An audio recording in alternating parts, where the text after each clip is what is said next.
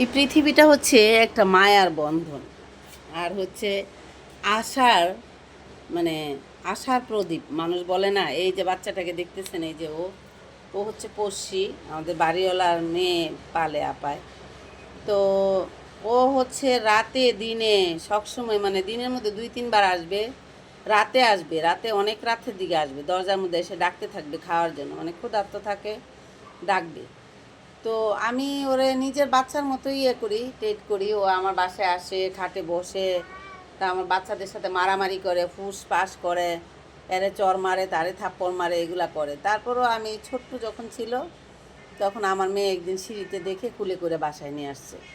আসার পরে সেই যে বাসায় আসছিল আমার মেয়ের সাথে, এই বাসায় আসার পর থেকে তার একটা অধিকার বোধ কাজ করে। এই দেখেন মারে, দেখছেন?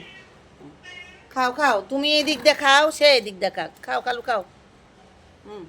তো তার একটা অধিকার বোধ কাজ করে। সে তো বুবা জিনিস, জানে না যে এটা কে বা কার বাসা, কেন আমি এখানে আসব, কেন খাইবো। খাও খাও কালু খাও। তো তার কথা হচ্ছে কি, আমি তো এই বাসাটা চিনি। হ্যাঁ, তো তোমরা এই বাসায় আসো, আমিও আসবো, আমিও খাবো। এই হলো তার কথা। নাও খাও খাও, নাও নাও খাও। তুমি এই দিক দিয়ে খাও কালু। মানে তারও একটা অধিকার বোধ কাজ করে। সকালের দিকে আসছে, আসার পরে আমার মাছ সিদ্ধ হয় নাই, তখন আমি শুটকিটা খেতে দিছি। শুটকি দেখে কতক্ষণ ধরে ওই রুম থেকে ওই রুম, ওই রুম থেকে ওই রুম যাচ্ছে, সবার সাথে ফাইট করছে। তারপরে এখন আবার মাছ সিদ্ধ করলাম। এই দেখেন মাছ কাটা বাছলাম, বাটি ভর্তি মাছ, নলা মাছ, মিকরা নলা। খাও খাও, মিকরা নলা মাছ কাটা বাছলাম, বাটি ভর্তি, আমার সব বাচ্চাদেরকে খেতে দিলাম। সে সবার সাথেই খাইছে। তারপরে ওই যে তারা এখানে আলাদা করে দিছিলাম বাটিতে, সে আলাদা করে মাছগুলা বেছে বেছে খাইছে। খাওয়ার পরে এখন তার আর একা খাইতে ভালো লাগতেছে না, এখন এইখানে আসছে।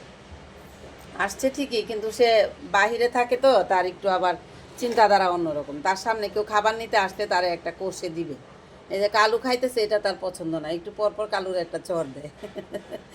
এই হচ্ছে কথা আর কি। তো বন্ধুরা, ভালোবাসা, অধিকার, এগুলো হচ্ছে মানুষ আসলে কাউকে দেয় না, জোর করে আদায় করে নেয়। তো ও পড়শিও হচ্ছে এরকম। আমি তো প্রথমত জানতাম না যে আপা পালতো, তাই আমি ওকে পড়শি করে ডাকতাম, যে পাশে বাসার পাশে থেকে নিয়ে আসছে। এখন আমি প্রায়ই বাটি করে ভাত আমার দরজার বাইরে মেখে দিয়ে রাখি, যেন ও আসলে, কখন আসে আবার আমি কোন কাজে ব্যস্ত থাকি, ও ডাকলে আমি শুনি না, না শুনি কে জানে।